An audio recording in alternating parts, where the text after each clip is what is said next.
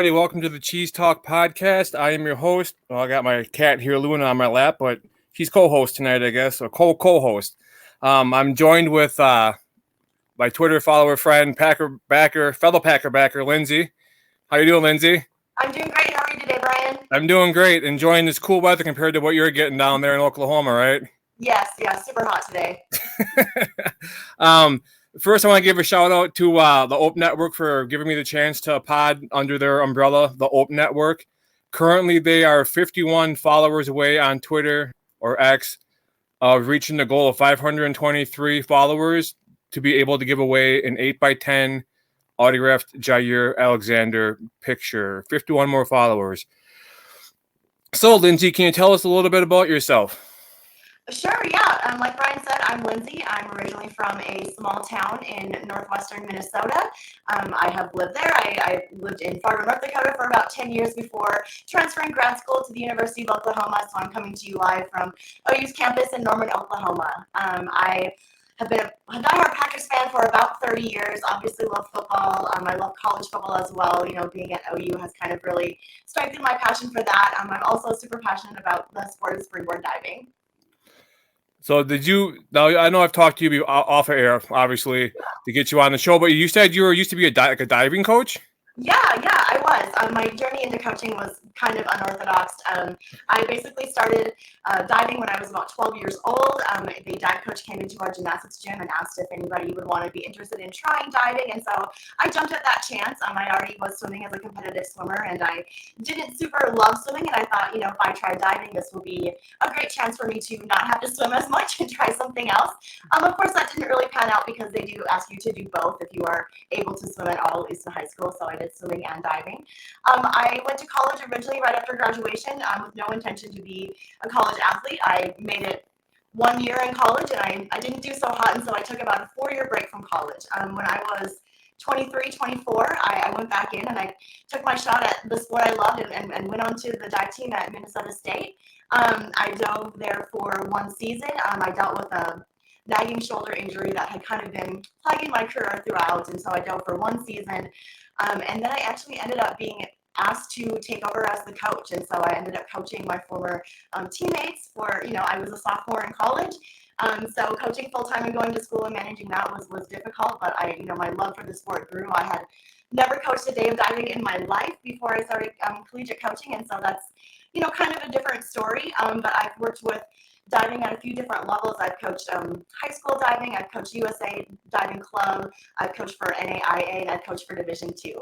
So most recently I have been with Oklahoma Baptist University Swimming and Diving. I was with them from 2013 until 2021 when our program was cut after that season. So overall, about 16 years of collegiate diving coaching experience. I've had some success with a national champion at Division II and a handful of All-Americans and lots of NAIA championships. And so it's been amazing to still contribute to the sport. I do go and judge Division II nationals whenever I'm asked and everything. So it's a nice way to stay connected even without being super active in the sport anymore. Sure. So what's the average schedule of a diver, like a college diver? Yeah. Is it like year round, or is it just like? Well, so the competition season for swimming and diving, you'll start having meets usually in mid to late September, and then your championships are going to be usually like the second weekend in March. And so it is a pretty long season. It's technically considered a winter sport. So, but between all the preseason stuff and postseason stuff, basically you're doing it all throughout the academic year. So there really aren't breaks. And of course, when they go home for summer, they do want to still try to train a little bit or at least stay in shape so they're not losing anything when they come back in for the next academic year. But typically, collegiate athletes are allowed to have 20 hours a week of practice time. And so we definitely, we're hitting that every week. Typically, there's a morning session that will be, cardio, weights, kind of strength training, and then usually 1 dive session a day as well. If we're on break from school, like usually over a winter session, typically we'd go on a training trip and there'd be like 2 pool sessions a day along with weights and cardio. That's crazy. Yeah. Think of the life of a diver. Now you said you were doing both diving and competitive swimming. I was in high High school, yeah, I did not swim in college. Thankfully, there were enough talented swimmers on the team that I did not end up having to swim in college. But I did in high school. I was a breaststroker, so I swam breaststroke.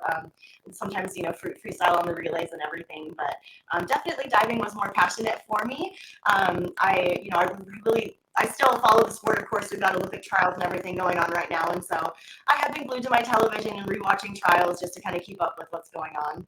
So you pretty much you shadow their schedule kind of in a way, right? You're there for the 20 hours a week, and you're probably working more than 20 hours a week trying to figure things out. And definitely. As a coach, you want to put in planning time. So you're planning your workouts. You're deciding how you want to run athletes through progressions and train new skills, along with making sure your current list is ready to use in competition at any time. So there's definitely some planning that goes into it just to make sure your athletes feel ready and they feel confident in developing those new skills. And so, when I first started coaching, like I said, since I hadn't really coached before, I had coached gymnastics, but I had never coached diving. And so I used to record all of the practices using a TiVo. And so after the athletes were done, I would rewind the practice and watch it again myself, just kind of looking for those corrections and trying to, better myself as a coach so I would feel confident giving that feedback that the athletes need to succeed. That's crazy. You think of all the stuff that goes into every sport. Every sport's different, so it's absolutely. That's kudos to you. I right now I coach U15 to 19 girls, and then I coach U15 boys. Okay. I got 2 daughters that are in the U15 to 19. Well, my younger daughter got brought up to the girls team because I was the coach, and they let my daughters play together, and then my other 2 boys, I coached them in the U15, and just keeping them active, keeping them doing drills that is going to hopefully make them be successful in the season. It's just you're constantly outside of work or outside of practice, trying to think of different ways to maybe do this drill, do that drill. Mm-hmm. And then in the fall and winter, I coach basketball for my youngest boy. Okay. And that's just crazy. Just volunteering just to get out of the house. Yeah, but even if it's volunteer, like there's still a lot of work that goes into that, I mean, it doesn't matter what level you're at, you're still having to put forth a lot of effort to make everything click. So yeah, and my youngest boy, he wants to go for football this fall, so I volunteered to coach football. So it's just I'm busy, but it keeps me busy and it keeps them busy, not a trouble. So it's a win-win for both of us. Yeah, it's really interesting how like your kids' interests can sort of direct your career in a way. I mean, I was excited to see when parents are willing to jump in and volunteer and stuff, and I think it's awesome to be connected with your kids through their interests for sure. Yeah, certainly. Now, you're a Packers fan. Mm-hmm. What made you become a Packer fan? Okay, so I get this question a lot from having grown up in Minnesota. Obviously, Vikings are everything where I'm from. But when I was about 12 or so, my sister started dating a man who grew up in Madison, Wisconsin. That's where I'm from. Really? Okay. So they're married now. Obviously, they lived in he's in radio, and so they lived in De Pere for quite some time, like 10ish years. He was on air there and everything, and so that's where I live now. Okay. Well, awesome. What is going on? Right? I don't know how we don't already know each other outside of this. But yeah, so my sister's then boyfriend was a Packers fan, and my family ourselves, we weren't super big into professional football, and nobody was really watching the Vikings or anything, with the exception of maybe a couple of my uncles. But I really, I remember when I started being a Packers fan is when Brett Favre was playing, and so of course, like him and like Donald Driver, just like seeing those connections and seeing the success that they were having and how passionate everybody was about it, and just the good team vibe, it just sort of made me fall in love with professional football. And I thought, like this Packers team is a great story. I love how they are citizen owned and everything. I think that's just so different from other structures in the league. And ever since I've kind of been a lifelong fan, and obviously it's been a wild ride for all of us Packer fans over recent years and everything. But so I just basically got introduced because someone else was a fan, and I decided to follow along with them. Yeah, that's a very cool story, because everyone becomes a fan at different points in their life. I can remember I was born in 1982, so I remember the early 90s with Brett Favre. Yes. Just how fun it was to watch him play. Oh yeah, just so electric all the time. Yeah, for sure. Yeah. So, what are your thoughts on this year's draft, and who is your favorite pick? Definitely Cooper is my favorite pick. Obviously, being down here and we're OU is heading into the SEC, and so we're kind of here and there with A&M fans and teams and all that. But definitely, I thought he was a great college player. I think he's going to bring a lot of strength and speed to the position, and I'm super excited that we were able to sign him, and I'm excited to watch for sure. Yeah. Who's your favorite pick? My favorite pick, there's a couple of them, Cooper and Javon Bullard out of Georgia. I think they bring some of the missing swagger in certain areas of our defense. I mean, you have Jair at corner. Mm-hmm. Then we got Xavier McKinney too. Yeah, oh yeah, for sure. Huge offseason ad, for sure. Yeah, what are your thoughts on that? Oh my gosh, I'm just so excited to watch them play together, to watch Alexander and McKinney play together. I think it's going to be so great. Like I said, I think it's going to be a lot more speed, a lot more explosiveness, and a lot more of those like big Showtime plays. I just can't wait to watch it. Yeah, because I mean, you figure you're going to have probably Bullard and McKinney, Jair, and maybe Stokes, the other corner. Yeah, I hope that he can stay healthy. I know, he's kind of been dealt with some injuries the last couple of seasons, and we haven't seen, I think, as much from him as he's capable of putting forth, and I hope that if he stays healthy, he's going to have a stellar season. Yeah, because I mean, our defense, if you look back into our draft the last few years, we've drafted a lot of stud defensive players. I mean, and you look at Rashawn Gary's offseason video, and he looks scary, Oh, yeah. He's a man on a mission. And he's going to, go back into some of the formation when he was at Michigan, down on his hands on the corner, rushing from the edge, and that should have some that should have some teams worried. I would think so. Yeah. And then you got Kenny Clark, you got Devontae Wyatt, you got Quay Walker. I mean, Luke Van Ness. It's absolutely. I'm super excited to see kind of Quay Walker step up. Hopefully, it's into more of like a leadership role. Obviously, it was sad to lose Russell Douglas. I think a lot of us were as fans, and so I'm sort of hoping that he can step up into a leadership role and really kind of build up the young guys and just make it even better. And I think he will, because you look at his first year, a couple of those penalties where he laid hands on trainers and stuff, and then last year he was the first one that you saw walk away from a situation. So I think he's maturing real quick. Absolutely, just kind of like night and day from the first season. I just think he did such a great job second season of sort of staying within himself and not letting himself get carried away by anything going on in the field, and just kind of harnessing that energy into his field of play. And I think it's going to be great to watch. For sure. What makes this team better than last year's team?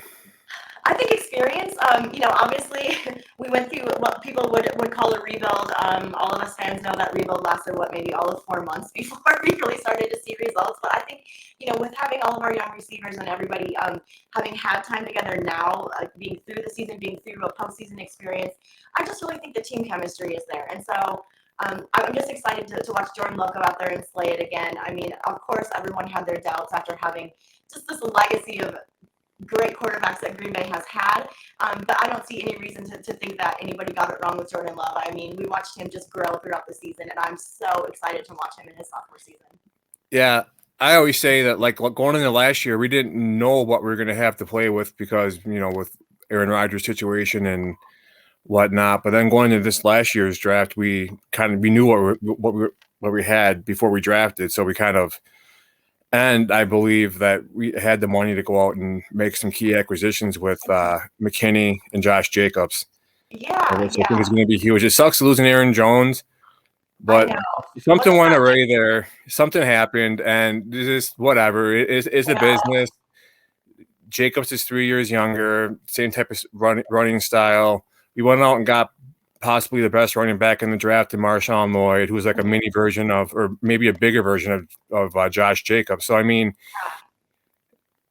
it sucks to see him go, but it is what it is, The potential is definitely there for us to have a great running back core. I see A.J. Dillon has somehow put on even more body build. I don't know how it's possible, but he looks great. I think it was maybe, like the greatest hour in Packers fandom when we had Aaron Jones and Josh Jacobs. Everybody was like, oh my gosh, this is going to be the greatest season ever. And then, of course, we lose him to our rival, and I'm just so sick of that happening. But, we got to work with what we got, and I think that what we have is also incredible.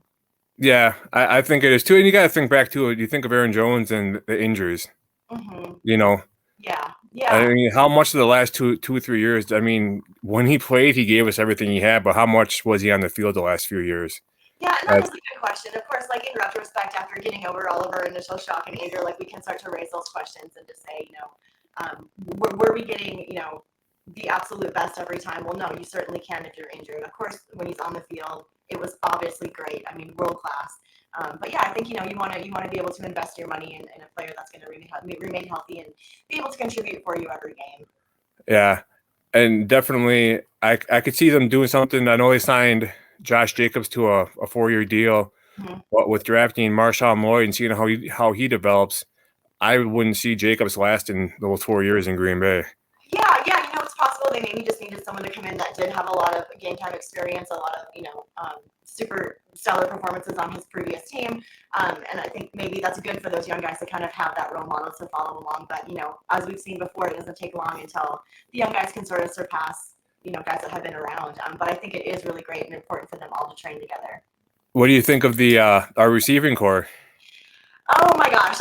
Well, I think, for sure we're on one more awesome year of having all these players together and having all these weapons for Jordan Love. I don't know what's going to happen with the salary cap moving into next season. I don't know if we're going to be able to retain all of our pieces that we have in place now. And I know there's a lot of discourse around, who's the number one wide receiver in Green Bay. And I don't know that even needs to be an issue. I feel like Jordan Love used all of those weapons last year. They all played very different roles. And so I'm excited to see what they're going to do this year and who's going to stand out.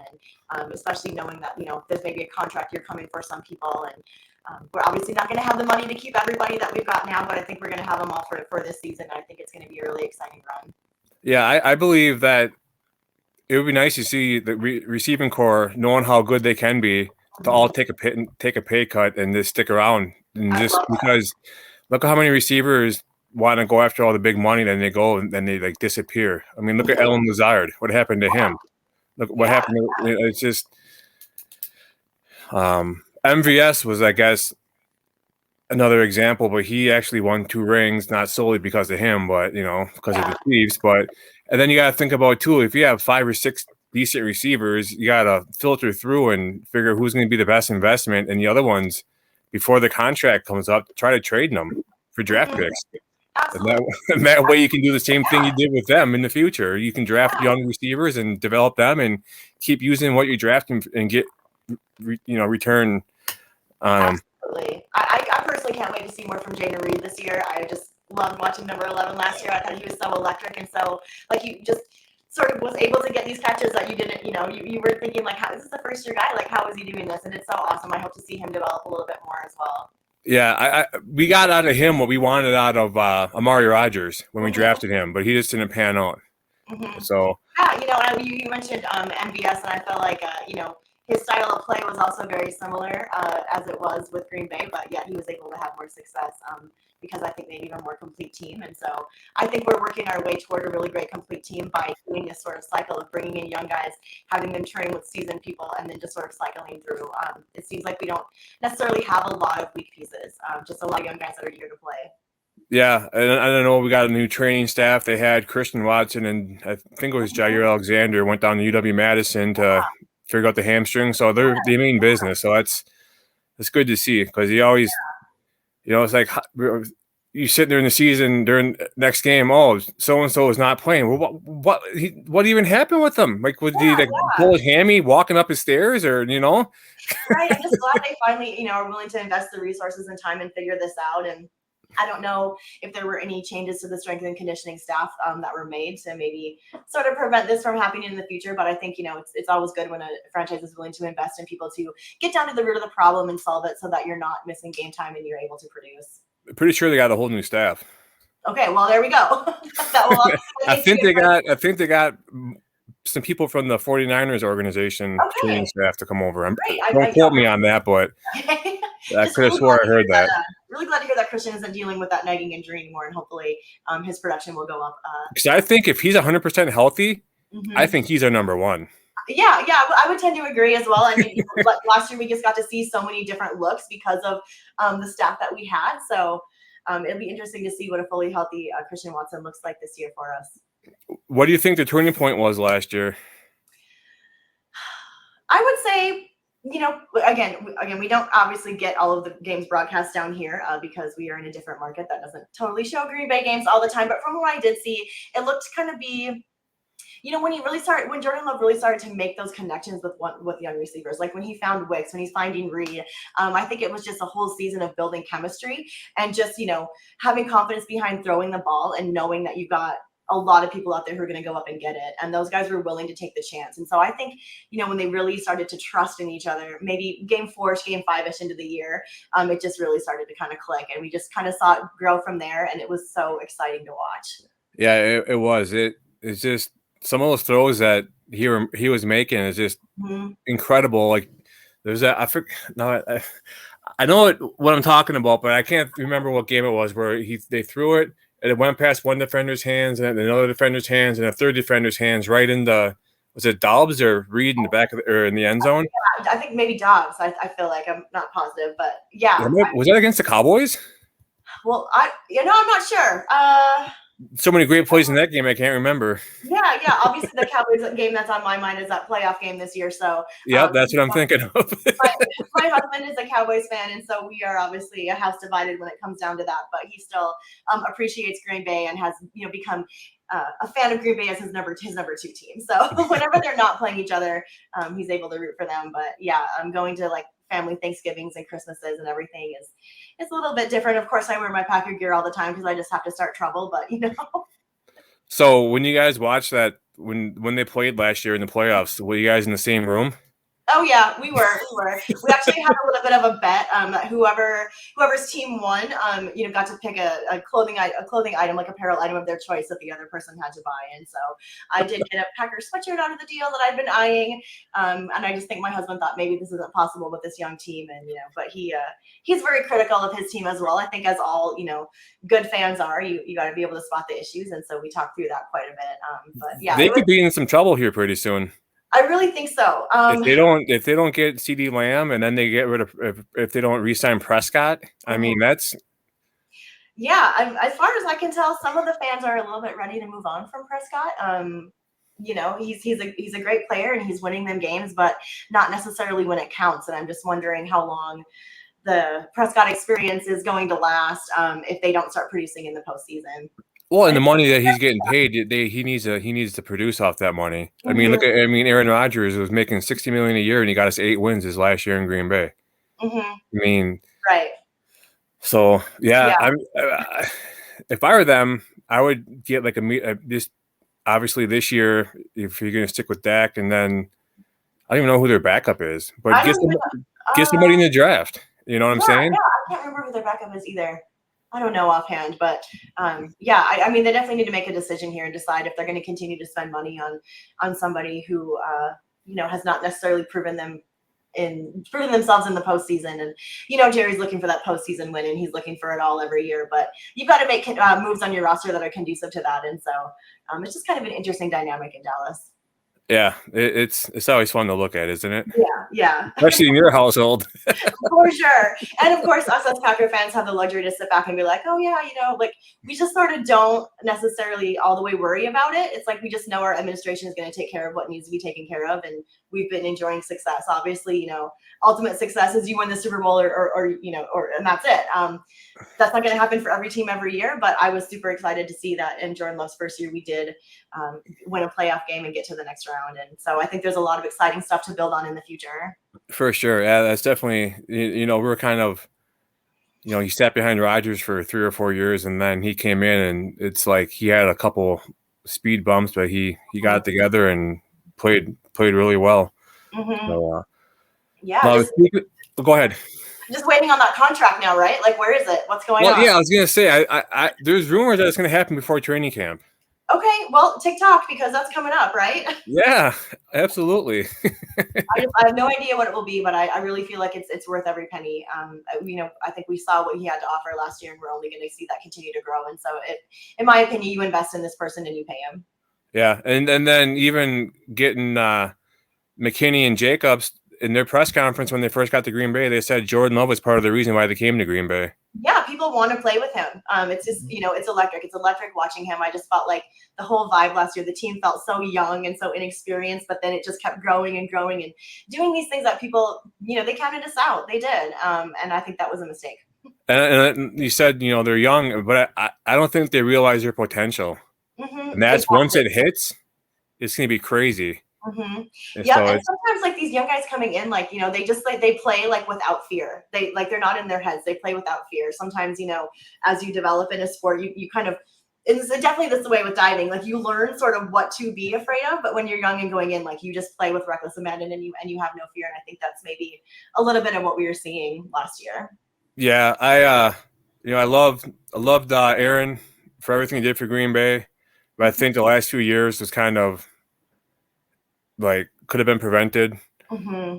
I do too. It just felt like as a fan, like we're kind of just sitting in this purgatory of like, okay, we know that like, the end clock is running here. What are we going to do with this situation? And it just sort of felt like it was dragging out and we just needed some new life kind of breathed into the organization, which I think is what we got with Jordan Love. Yeah, and the thing too is what really pushed me over the edge was the last game. I mean, you have to I was playing with a broken finger, for a majority of the year. Well, if you go and you say, Jordan Love is this good and this and that, he's a hell of a player, a hell of a kid. Let him go and sit on the bench. Get your thumb better. Yeah. When you sacrifice the team's success because you had a broken thumb, I mean, whatever is it something like. And you got someone clearly ready, waiting in the wings to take over and to give it a shot. So some of the decisions I didn't totally understand near the end of the Rodgers era, but I'm hopeful. I'm hopeful that the organization is doing the right things with how they're piecing together their roster and giving everybody these young guys a chance. Yeah. I mean, you could just get that vibe that Goody's not going to play around. Now that we actually have money to go out and do stuff, we did something. Mm-hmm. You know what I mean? Yeah. Like we won't be taking the cap hits from Aaron and Bakhtiari here shortly, and we're going to have money to go out and spend. Yeah, yep. And maybe that's bringing in a couple more, seasoned veteran pieces that still have some good years in them. I don't know exactly what that would look like, but so far all of our young guys are rocking it, and I just cannot wait for football to start this year. Yeah, I'm super excited for sure. I know we talked about Dallas. So McCarthy or Matt LaFleur? Oh, Matt LaFleur, of course.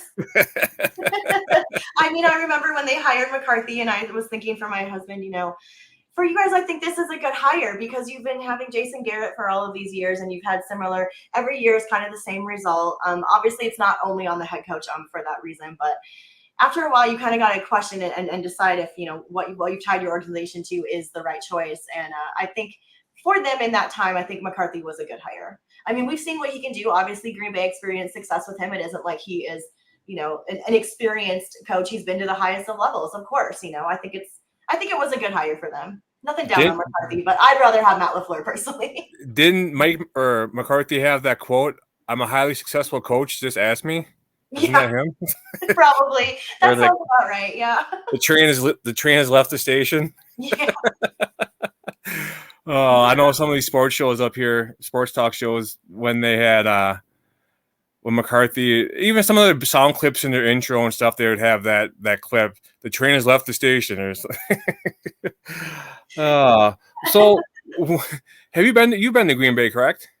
Yes, I have. Yeah, I've never actually been to a game at Lambeau. It's totally on the bucket list. I've been to Lambeau to see it and like to eat at Curly's and stuff, but I have not actually been during a game. My husband got to go when he was a child. They drove all the way up to Green Bay and said, that it was a winter, and so of course they were very cold and unprepared, and that all the fans were so welcoming and nice. And I hope to have that experience one day. But so far, no, I have not been to see a game. I have just been to the field. So when you hear Green Bay, what comes to mind?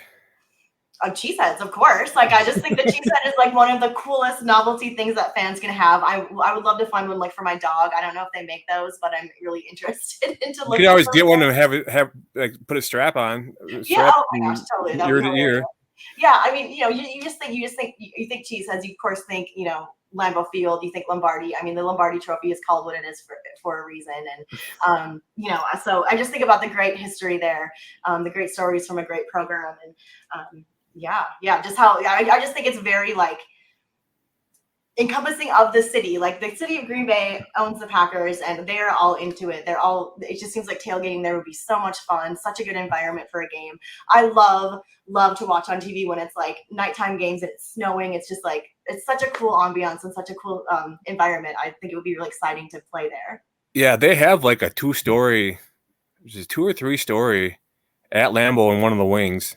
Mm-hmm. You know how they have like the square pylons in each corner? Yeah, They have an open glass, or not open, but a big glass window. They have like a 3-story Lombardi trophy replica. Oh, wow. It's crazy. But yeah, they have like a Packers Hall of Fame that has history from the beginning to now, and it's just stadium tour is amazing. We had our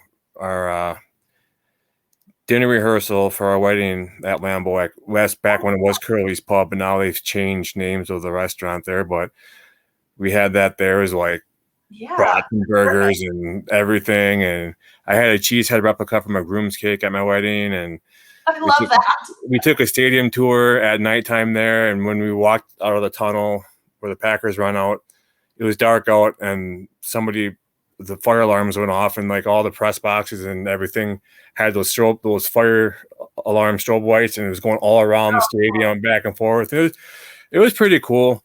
Oh, that is so cool. I love that. I love you got to have your reception dinner there and all that, or rehearsal dinner. That's so cool. Yeah, we see, my wife is from De Pere and I'm from Madison. So when we first met and got married, she moved in with me down there, and we were there for less than a year, and we moved back north. And I never thought I'd be living this close to Lambeau Field. And every time you go by, you just get goosebumps, you know? Oh yeah. Yeah. And it's just, I mean, it really is just like right in the middle of like, it's residential area, like right across the street from it, you know? So yeah. It's really cool. It really is just smack dab in the middle of the town. Yeah, and then Lombardi Avenue, people think of it as like this some long road. It's like not even a mile long. You go 41 to Ashland, and then in between is Lombardi Avenue, but it's really built up around the area, big time. Yeah. So what do you think about Green Bay hosting the draft? I know there's been a lot of hot takes on this, but well, they own pretty much all the property from 41 to Lambeau and beyond. They've been buying property left and right. I think it's awesome. I think it puts more of a spotlight on Green Bay and how historical of a place it is. And, you know, I tell people, even if you're not a fan of the Packers, just the history that's inside the building. I mean, they have game-worn cleats and jerseys and pants in the Hall of Fame tour of Reggie White, Brett Favre, and, you know, all this stuff, and like Lombardi's desk, his phone, his lamps, then like championship jackets that the Lombardis bought the players' wives back in the 60s. And it's just crazy. You know, I think it's going to draw the economy in Green Bay is going to skyrocket. I'm going to have my wife drop me off on the corner of Lombardi and Ashland. I'll walk there. Yeah. I don't care. I'll have her come pick me back up, but I'm definitely going to be there. I want to be there. Yeah. Oh, I mean, that'd be so cool. I mean, I really think, people were like, oh, how is the infrastructure of Green Bay going to handle all these? You know what? I think they're going to prove everybody wrong. I think they're going to give everyone a great time. People are, I think, going to be so surprised at how fun it's going to be, and just kind of, the kind of ambience that Green Bay can create for this event. I think it's going to be so cool. Well, it's not even just Green Bay. You figure Milwaukee. You're going to have traffic in Chicago, Madison, Wausau. All those areas are going to be, the whole state of Wisconsin is going to be booked out. Oh, yeah. Yeah. The UP everywhere. If you have a cabin or anything. Book your rooms now, folks, because it's going to fill, you know? I guarantee you it's already full. I mean, I could be an Uber driver, like a tour guy, and I can make bank. Right? Who is your all-time favorite Packer? Oh, gosh. I have a few. I love Donald Driver. I just love him so much. I also, of course, really enjoyed watching Jordy Nelson play. I just think that's so great. And love him or hate him, I personally also always will love Mason Crosby. I just think he served the organization so well for so long. I'd be remiss not to mention players like Favre, Rodgers, and everything, of course. But for me, Donald Driver is my all-time favorite player. Okay, mine's Charles Woodson. Okay, yeah. Huge Badger fan, but ever since his Michigan days, I've always followed him and everything. I do have a Raiders Woodson jersey. I admit it. Okay. But yeah. I'm looking. I still have not not bought my first jersey. I'm looking to get one, but I got to decide which player I want to get. Because you want to go with one who already played there, had a storied career, or do you want to go with someone who's up and coming? I mean, it's a really hard decision, and I'm not sure what to do about it. I go Jordan Love. Yeah, I think that's probably the way to go as well. I have a good feeling he's going to be around for a while. So. Yeah, only Packer jersey I have. Well, I have a Reggie White one, and I have a green Woodson one, and I have a black Woodson one, and I have a Raiders Woodson. So those are the only football jerseys I have. I should have more, but spending that kind of money on something, that's what I'm saying. I'd feel bad if I got it dirty or so I'm picky about it. Yeah. I always think ahead, like if I wear this somewhere and I get something grease on it, then there's a million things go through my mind when I'm picking out what to wear. Yeah, you can usually catch me in sports shorts and a cutoff. I mean, it works just as well. You're not any less of a fan, and you're not going to be spilling like chicken wings or whatever on your fancy jersey. So. And that's year-round wear for me up here too. Okay. Yeah, even in the winter, huh? Yeah, I've been known to shovel in my earlier years up here, shovel in shorts, cutoff, and sandals. Okay. Well, I think you would have gone with boots myself since feet are in the snow. But otherwise, interesting choice. It's got to keep the snow out. Got to keep the snow pushed in front of you. You can't be walking in it. True. You're doing it right. Your feet aren't going to get cold, right? Absolutely. Just keep on moving. The blood keeps flowing. What if you're going to a tailgate, what are you bringing? Well, I think every tailgate needs some sort of entertainment, like long game type of situation. And so, whether it's going to be like a giant sized beer pong, we have one of those at home. It's like a big set with like a kind of a volleyball sort of situation. That's always fun. So I think, long games are important. Obviously, you got to have stuff to grill. You got to have stuff to drink. You got to have your fan attire. I think those are kind of basically what makes up tailgating experience. I definitely bring my Packers bake toss set that I have. Yep, gotta have that. Gotta bring your board. Yep. We kind of touched on free agency earlier. What are your thoughts on the free agency pickups that we got? Well, remind me all again who they got because I'm not super versed on it. Obviously we got AJ Dillon back. Yep. We got Josh Jacobs and we got Xavier McKinney. Yeah, okay, okay. So, super excited for McKinney. Like I said, I think he and Jair back there are going to just, they already seem like they're getting along really well, that they're sort of kind of training together, that they're building this friendship, and I think that's going to make a difference in the attitude that we're seeing from Alexander this year. I already feel like it's 180 from where it was at this point last year. For one thing, he is present, and he was not, and so that makes a big difference. But obviously, Josh Jacobs is a huge get for us, especially with the release of Aaron Jones. Josh Jacobs will play a huge role. There's no doubt about it. He is seasoned. He's going to give the young guys a really good example of a role model to follow up. Who was the other one? AJ Dillon. Oh, AJ Dillon.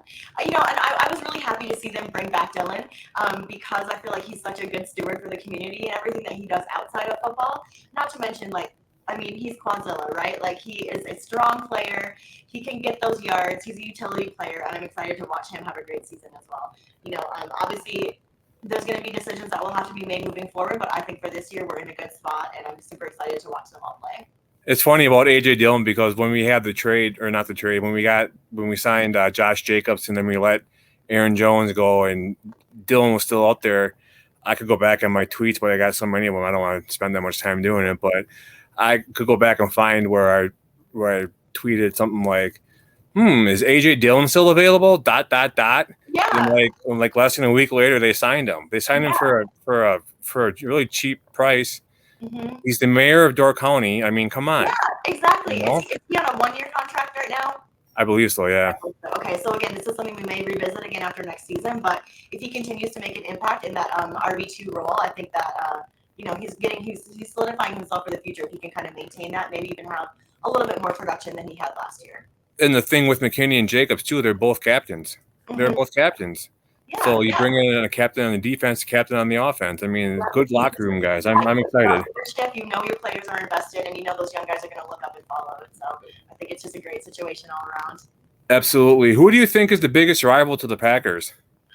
It can't be the Bears because the Bears haven't won in 10 games. No, so. I know. I was gonna say I think that the Bears think that they are our biggest rivals. I think that the Vikings think that they are our biggest rivals, right?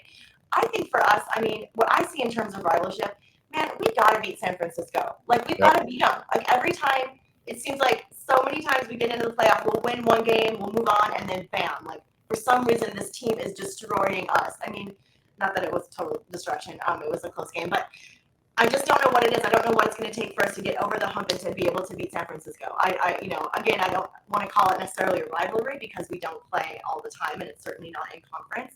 But I do think something needs to be done, man. We got to beat them. We got to get past that round, and we've got to be able to beat them.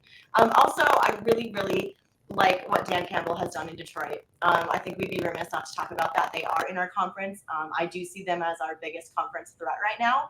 Sorry, Chicago. Sorry, Minnesota. You know, you've got track records and you need to break out of that cycle for me to consider that. But I do see that Detroit is kind of on the rise, and it's really exciting to see what Dan Campbell has done there. Isn't it crazy though? Like how good they're playing last year, and they came to our home and they kicked our butt in Lambeau. Then we went to Detroit and whooped them in Detroit. Isn't that crazy? That is crazy, and you think that the home advantage would have that be the opposite, but it just goes to show that both teams are so strong and both teams are very gritty and they're not going to back down, no matter what the environment is. And so I think that's really important for the conference moving forward.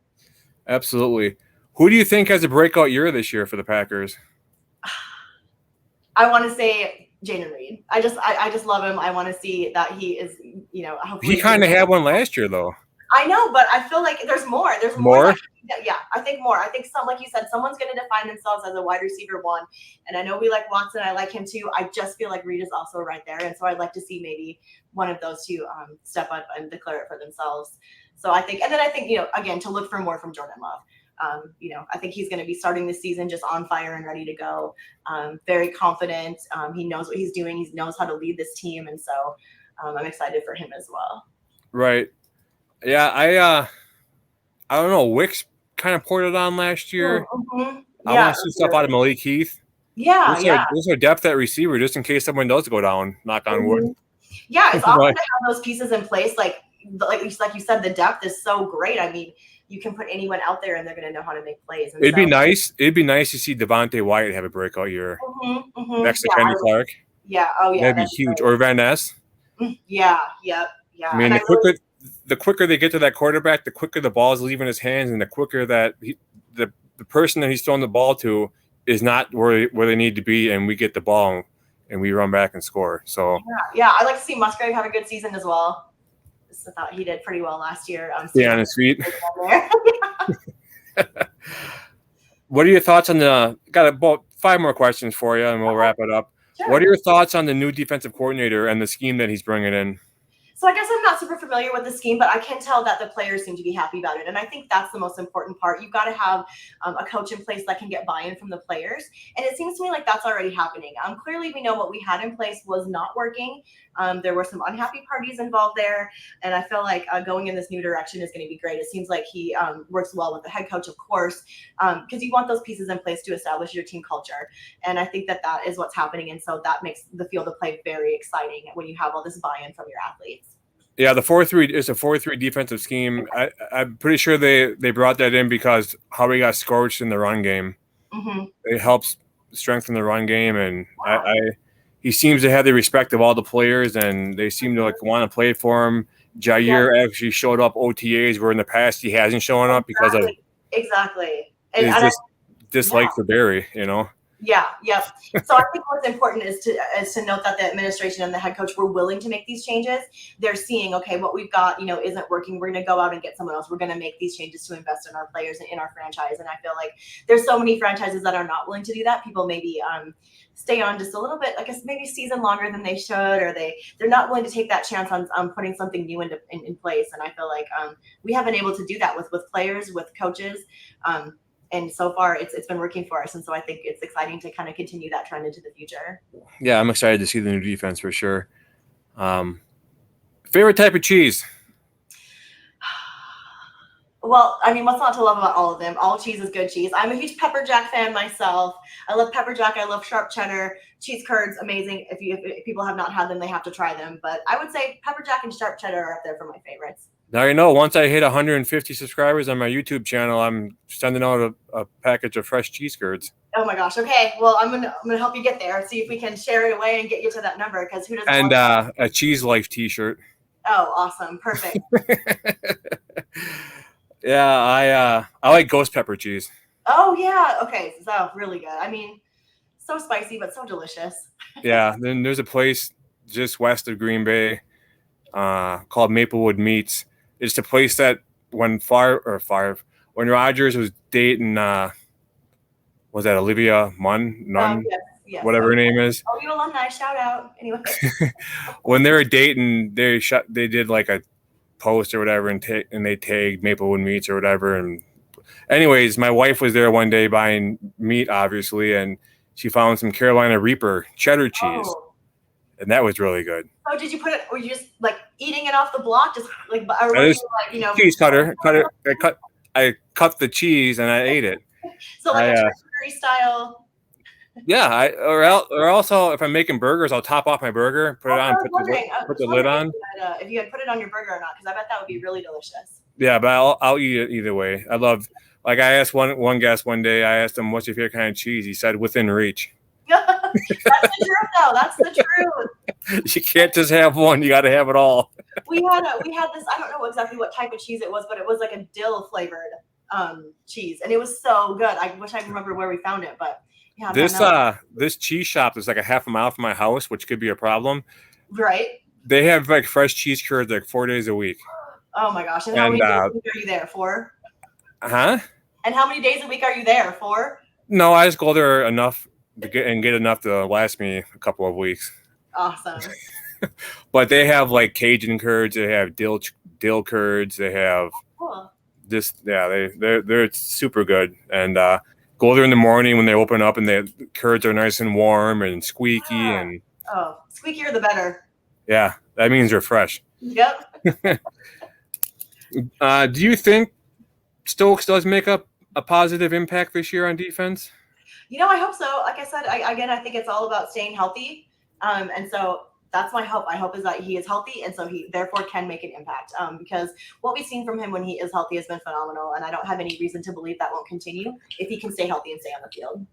Right. And I liked what I saw out of him his rookie year. Mm-hmm. And he got beat a handful of times or more, but he recovered, and he had like a 4.3 speed. He's fast. Yeah, he can use his speed to make up for his mistakes, which you don't want that to last forever, because one of those mistakes is going to cost you games at some point. But you just want to make sure that you got the leadership there with Jair, and now you got McKinney, and it's just I think he's going to make a positive impact. I really do. I tend to agree with you. Especially since they have made changes in their coaching staff, everything. I just hope that the whole scheme and the buy-in from the players and the vibe, it's all going to tie together, and we're going to be firing on all cylinders on offense and defense this year. I just can't wait to watch it. Absolutely. Do you have a most annoying fan base? Yes, I do, Brian, and it is the Vikings fans. I cannot with them. There are so many of them on my Twitter and in my hometown and everywhere, and I just every time I hear Skull, I'm just like. Whenever my kids play Madden, and I'm always the Packers, but if they're ever playing against like the Vikings, I haven't turned the volume down because they have that stupid chant where and they play it on the video game, and I can't stand that. It's the stupidest thing I've heard in my life. It literally has made me hate the color purple. Like, I cannot wear it. I do not. I cannot. I can't with it. By far the most annoying fan base, and I'm sorry to any of you Vikings lovers that are seeing this right now, but I don't know why you're watching this if you're a Vikings lover. So that's the real truth of it. Just don't. Hey, I have all fans on. I don't care who it is. I'm sorry if I have offended any Vikings fans, but I feel that you probably feel similarly about me and our fandom as well. So. Yeah, we're a little crazy ourselves, according to some people. Oh yeah. What are your thoughts on Caleb Williams in the Bears franchise? Well, it's a pretty loaded question because he did originally come from OU, and so we got to enjoy him for one season, where he took over playing quarterback for Spencer Rattler in the Red River rivalry against Texas. We were down. Caleb came in. He was Superman. He won it for us. He carried us through the rest of a really great season. And so, of course, I've got love for Caleb because I think he's a fantastic player.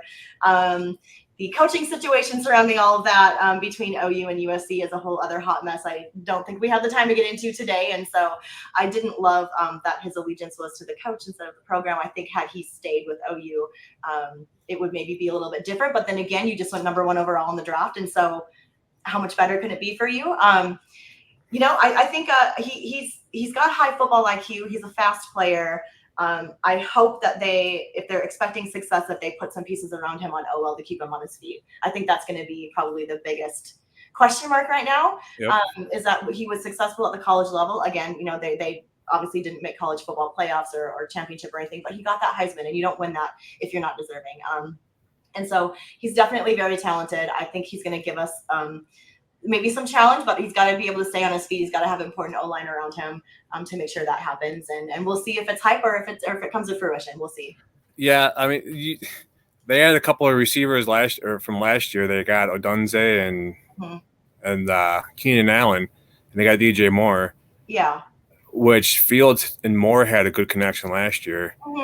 I don't know. I mean, I see where you're coming from, but I don't think he's proven. I mean, you can prove at the collegiate level all you want, but exactly.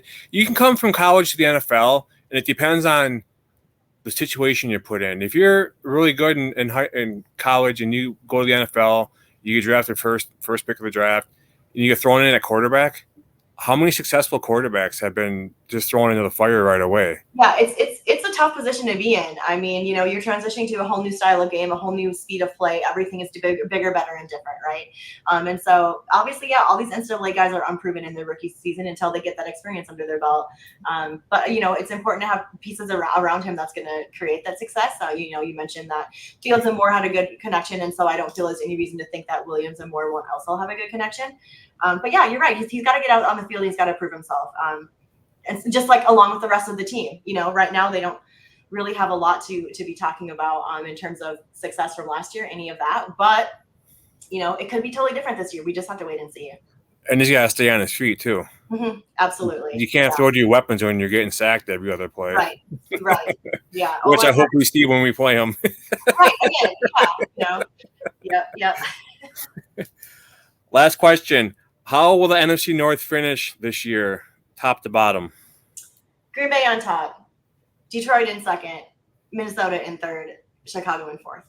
And that's what I got as well. Yeah, that's just how it's going to turn out. I just know it. Perfect. Well, I want to thank you for taking time out of your day to be on my show. Look forward to having you on in the future. Yeah, thank you so much for having me. It's been a blast. Yeah, absolutely. We'll have to switch things up maybe a little bit down the road, maybe switch some of the questions, and maybe we'll get you on during training camp and see what articles come out, what stories come out, and delve in on that. That sounds perfect. The next 2 months of my life will be devoted to watching the Olympics and finishing up watching the trials. I am a huge Olympics stan. I will cry at all the events when America wins. That's just part of who I am. And so right now I'm just super excited about the Olympics and can't wait to talk about all that too. And so maybe there's a future episode kind of in that realm for us. So absolutely. Football, diving, life, whatever. We'll talk about it. Yeah. This has been so fun. Thank you so much for having me on. Absolutely. Enjoy the rest of your day. You too, Brian. Thank you. Thank you. Yep.